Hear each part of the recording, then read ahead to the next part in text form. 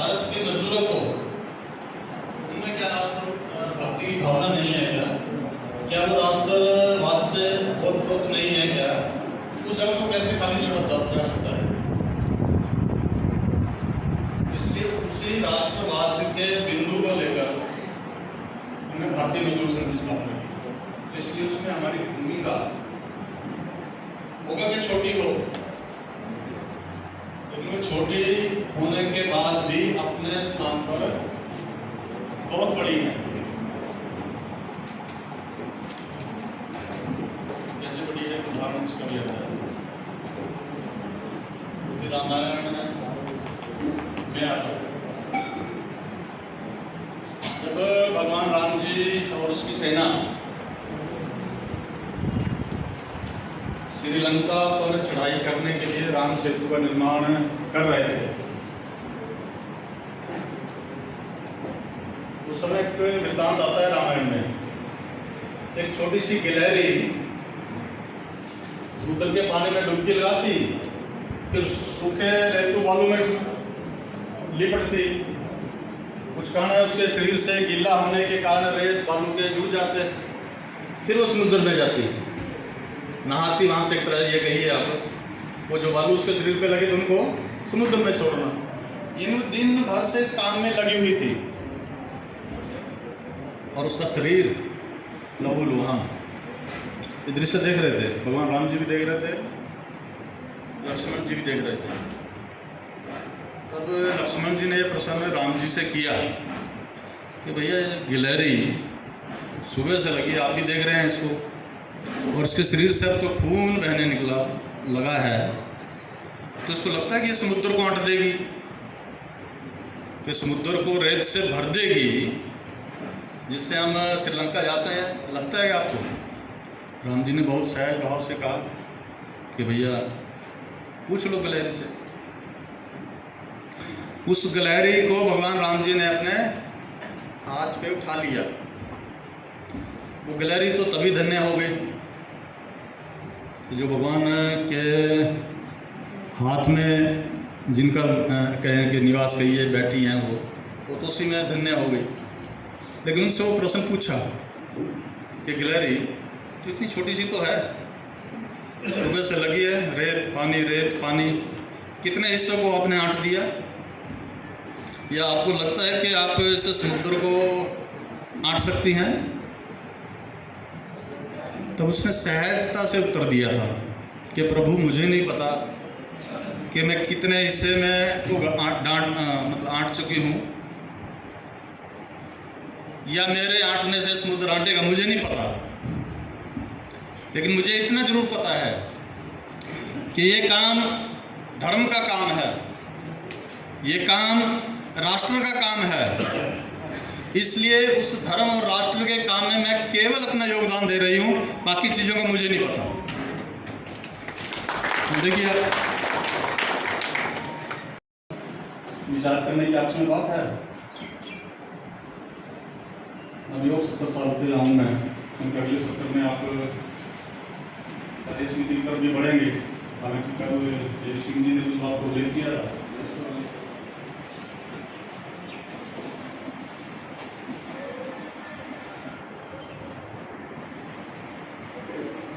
कार्यकर्ताओं का चयन करते हैं 3 वर्ष से, इससे भी किया, आगे भी करेंगे।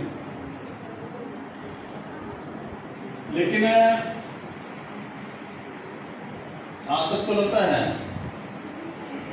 कि ये अध्यक्ष जो थे वो थोड़ा ठीक नहीं थे, उनकी वर्किंग ठीक नहीं थी, महामंत्री, ये सब बातें एक मौका भी रहता है, मुझसे कोई अनाथा में लेने की कम से कम मैं नहीं मानता कि कोई बात अनाथा में है।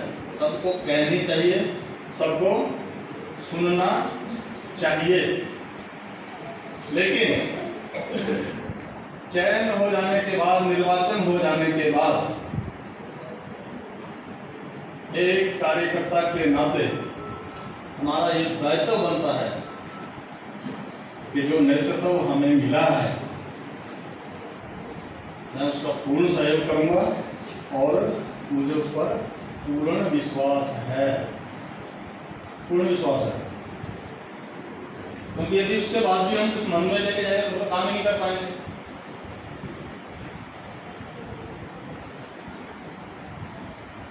इसका एक छोटा उदाहरण आता है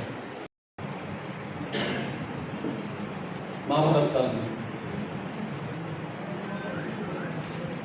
द्रौपदी का चीरहरण हुआ, उसके लंबे नहीं जाऊंगा मैं, लेकिन एक बात आपको ध्यान में आई होगी कि जब द्रौपदी को ये तय हो गया कि इस सभा में जितने लोग बैठे हैं वो पांचों पांडव होंगे, उनमें वो धनुष से मछली की आंख को बीत कर आया हुआ अर्जुन होगा, पितामह भीम होंगे, गुरु द्रोणाचार्य और वो दूसरे गुरु, वो सब वहाँ होंगे, लेकिन उसको पता था कि कोई हमारी रक्षा नहीं कर पाएगा, क्योंकि यदि उन्होंने रक्षा करनी होती तो वो इस द्रुत क्रीड़ा को, जुए के इस बाजी को क्यों होने देते। अगर होने भी दे दिया होता तो वो अपने घर की रानी को दांव पर क्यों लुकवाते। उनमें इतनी ताकत नहीं है। तो तब क्या था, इस द्रौपदी ने उस शासन के हाथ में साड़े और भगवान श्री कृष्ण जी से प्रार्थना की थी कि भैया आज ये तुम्हारी बहना, इसकी रक्षा केवल आप कर सकते हैं बस, और फिर आपको ध्यान में होगा कि वो रक्षा हुई थी। शासन गिर गया चक्कर खाकर साड़ी को खोलते खोलते, लेकिन साड़ी की अंत ही नहीं आया। उस द्रौपदी को दृढ़ विश्वास था अपने भाई पर, कृष्ण पर, कि मेरी रक्षा करने के लिए वो निश्चित तौर पर आए। तो ऐसा विश्वास नेतृत्व पर। ठीक, 23 जुलाई, आज हम जून में हैं, अभी 23 जुलाई से हम 70 वर्ष में प्रवेश करेंगे। और ये 23 जुलाई से जब हम प्रवेश करेंगे तो एक वर्ष, यानी 23 जुलाई 25, जब हम 70 वर्ष के हो जाएंगे तो वो कार्यक्रम संपन्न करेंगे।